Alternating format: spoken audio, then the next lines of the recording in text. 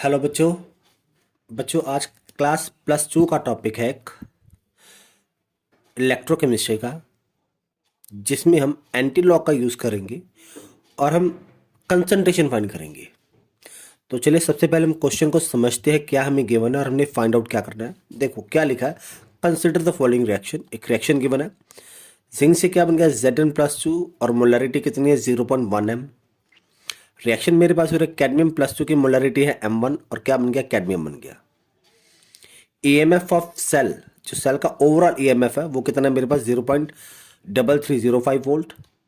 और जो जिंक का मेरे पास ईएमएफ है स्टैंडर्ड रिडक्शन पोटेंशियल वो कितना है -0.76 वोल्ट। और कैडमियम का रिडक्शन पोटेंशियल है, स्टैंडर्ड रिडक्शन पोटेंशियल है -0.40 वोल्ट। मैंने फाइंड क्या करना है, M1 फाइंड करना है। What we have to find, we have to find M1, मतलब हमने जो कैडमियम है इलेक्ट्रोड, हमने इसकी कंसंट्रेशन फाइंड करनी है। तो चलिए सबसे पहले देखिए, आप सब जानते हो कि ई नॉट सेल का फॉर्मूला क्या है। ई नॉट सेल का फॉर्मूला है E naught R minus E naught L. अब ई नॉट आर यहां पर क्या आएगा, ये देखो यहां पर ना साइड पर हम आपको समझाते हैं किस तरह से निकाल सकते हो ई नॉट आर और ई नॉट एल, कैसे आप आइडेंटिफाई कर सकते हो। देखो जिंक से क्या बन गया था पहले, जिंक से बन गया Zn+2, मतलब 2 इलेक्ट्रॉन बाहर निकल गए। ये 2 इलेक्ट्रॉन कौन गेन करेगा, Cd+2। Cd+2 से क्या बन गया मेरे पास, 2 इलेक्ट्रॉन गेन करने के बाद क्या बन गया, Cd बन गया। मतलब यहां पर जिंक पर क्या हो रही है, ऑक्सीडेशन, और कैडमियम की तरफ क्या हो रही है, रिडक्शन। रिडक्शन कहां पर होती है, कैथोड पर, और कैथोड कहां पर रखते हैं, राइट साइड पर। कैथोड को कहां पर रखते हैं हम, राइट साइड पर रखते हैं। तो देखो ई नॉट जो आर मेरे पास है, ये मतलब जो रिडक्शन हो रही है उसकी इलेक्ट्रोड पोटेंशियल कितना है, कैडमियम पर हो रही है, तो कैडमियम का रिडक्शन पोटेंशियल कितना है मेरे पास -0.40 वोल्ट। ये मेरे पास आ गया ई नॉट आर। क्योंकि कैडमियम पर क्या थी, रिडक्शन थी। देखो ये लेफ्ट साइड पर है, कैडमियम राइट साइड पर है। तो कैडमियम वाला आर याद रखो, जो राइट पर होगा उसकी जो आपके पास ईएमएफ आएगा वो कितना आएगा, ई नॉट आर आएगा। बाकी जो दूसरा बच गया मेरे पास, दूसरा कौन सा है मेरे पास, जिंक है। जिंक पर क्या थी, ऑक्सीडेशन कहां पर थी, लेफ्ट साइड पर। तो ई नॉट आर मेरे पास कितना आ गया, जिंक की वैल्यू कितनी है -0.76 वोल्ट। ये क्या आ गया मेरे पास, ई नॉट एल आ गया। तो बस आप ये वैल्यू यहां पर पुट कर दो, क्या आएगा -0.40 माइनस 0 माइनस में है 0.76 वोल्ट। क्या आएगा -0.40 माइनस माइनस प्लस 0.76 वोल्ट। कितना आएगा, माइनस प्लस माइनस मेरे पास आ रहा है 0.36 वोल्ट। ये आ गया मेरे पास ई नॉट सेल। ठीक है, ये देख लो यहां पर माइनस था, माइनस माइनस प्लस हो गया। ठीक है, अब सेल का ईएमएफ क्या था मेरे पास, सेल के ईएमएफ का फॉर्मूला था,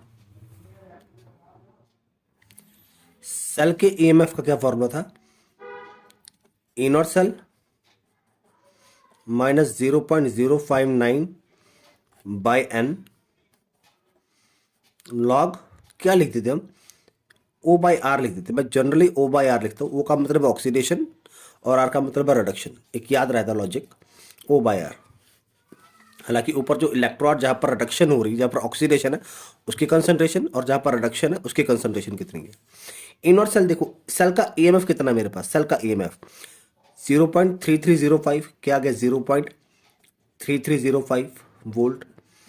इन और सेल कितना आ गया था 0.36 वोल्ट माइनस 0.059 बटा एन। एन देखो कितने इलेक्ट्रॉन जिंक बाहर निकाल रहा है, 2 इलेक्ट्रॉन। कैडमियम कितने इलेक्ट्रॉन गेन कर रहा है, 2 इलेक्ट्रॉन। तो एन की वैल्यू कितनी आ गई, 2 आ गई। लॉग ओ, ओ मतलब ऑक्सीडेशन वाली इलेक्ट्रॉन कौन सी थी मेरे पास, जिंक की। इसकी कितनी कंसंट्रेशन है 0.1 m।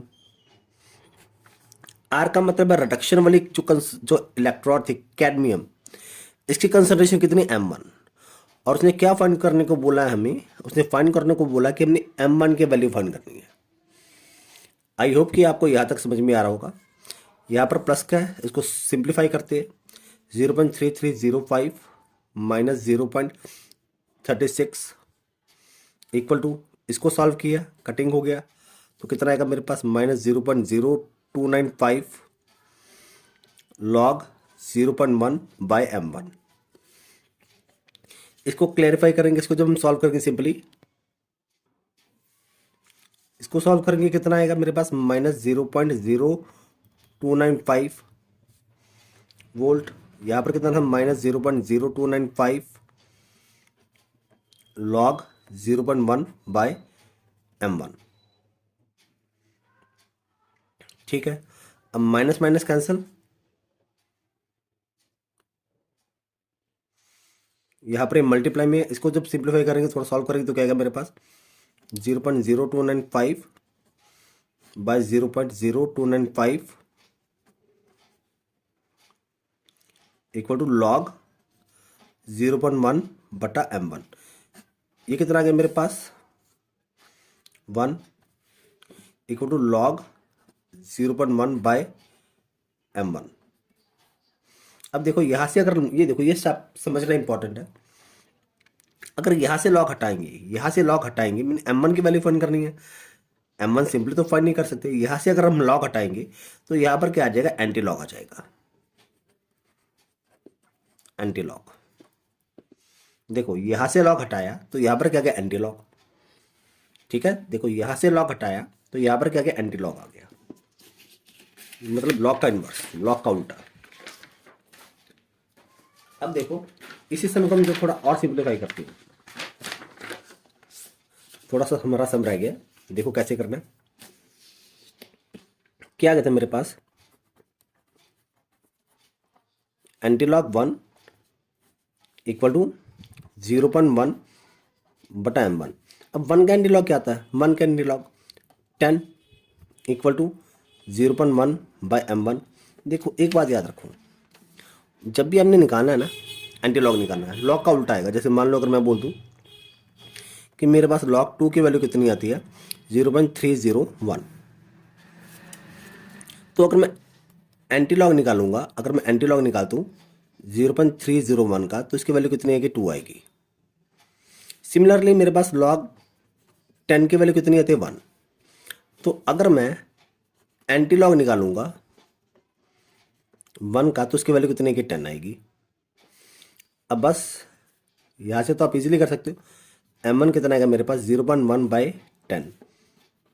0.1 को जब 10 से डिवाइड करेंगे कितना आएगा, 0.01 m।